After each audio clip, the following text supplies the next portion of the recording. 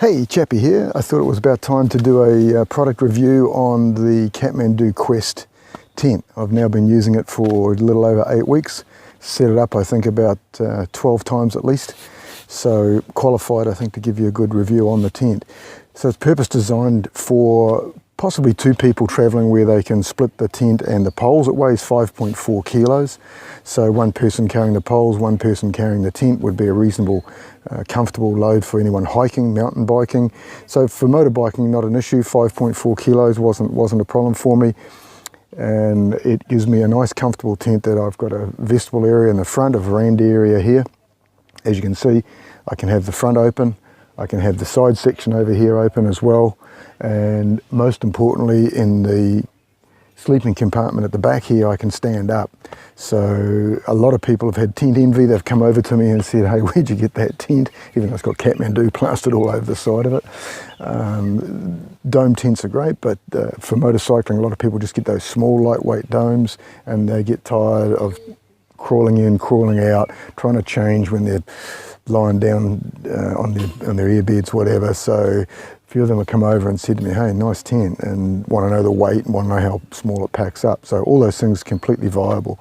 So there you can see it's made of good, durable, the poles, aluminium poles. So basically it's like building a house, and that's my background in new housing sort of industry. So that first off you lay the tape down, which is the foundations, you could say. You then put the poles up, the frames.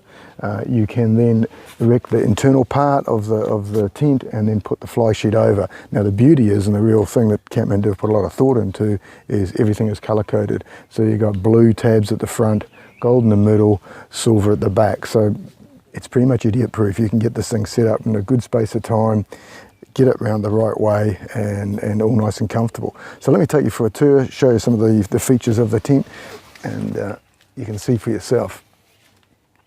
So if we come back out a little bit of shot, you'll see the setup. So it's a nice sized dome.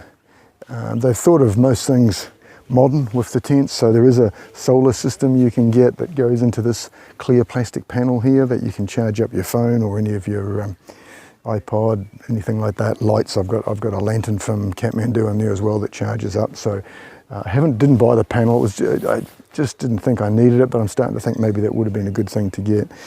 You can see down here where everything is color coded. So that's your blue one right there, and then you've got gold and silver. If we go around to the back of the tent here, you can see that we've got the ability to open up the back of the tent as well, so that can let some air flow through. Really nice thought here where they've got a rigid small stick that you can velcro in to keep that back area open to let that air through, or if it's raining really hard, that folds down and then has a zip to tidy it up completely so the rain won't come in there. So a lot of thought there. I've put a ground sheet on underneath just to give it extra protection, but it's got a really nice tub section all along the bottom. Quality ripstop nylon. Zips and everything seem fine. The guy ropes are actually attached to the tent, so you don't have to muck around looking for those. And hey, a nice little thing too, just to mention, these pegs are brilliant. So they're little, what would you say, hexagonal type shape peg, and they just come out of the ground really easily. Haven't had a problem with getting them out, which quite often on a conventional peg is a pain in the penny trying to get the things out. So there you see, you can close it right down at night. Have a look inside here. Don't know if I've done my housework today, so it could be a bit messy, but you can see inside that you get a nice comfortable area. I've got a Helinox stretcher. We'll talk about that on another product review, but that is brilliant. I've got a self-inflating mattress there to give it a little bit extra comfort. The other great thing in this tent is you've got these little corner catch bag areas and mesh on all 4 corners. You've got a nice area to hang, so I've got the lantern there hanging up there. That puts out fantastic light, charges up. And then of course obviously to keep the creepy crawlers and bugs out, nice fly screens everywhere. Everything attaches easily, so these things here are just a twist back, take it off, and it just attaches. I'm doing it one-handed, which probably isn't the most easiest.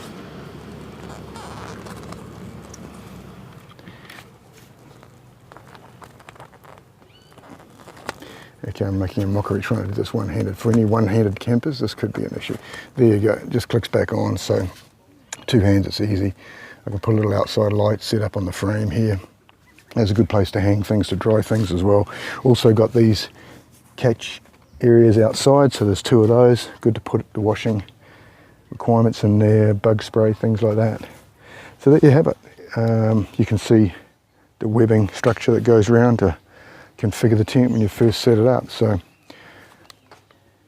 thumbs up. Let me just think, if 5 is my optimum, I would have to give this tent a solid 4. Any negatives? Not really. I mean, you get a little bit of condensation in the morning, but that's typical of any fly sheeted tent, where you get a little bit of cold temperatures. Some mornings you'll get a fair bit of condensation in there, but that would be typical of any tent. Don't really have any negatives. It's a great tent, and for the money it was well worth it. I think they retail around about the 900, but Kathmandu often have sales. I think I bought this one at $549 or something like that. To me that represented good value for what you get. So there you have it, Kathmandu Quest. Not paid to say it, bought it myself with my own hard-earned money.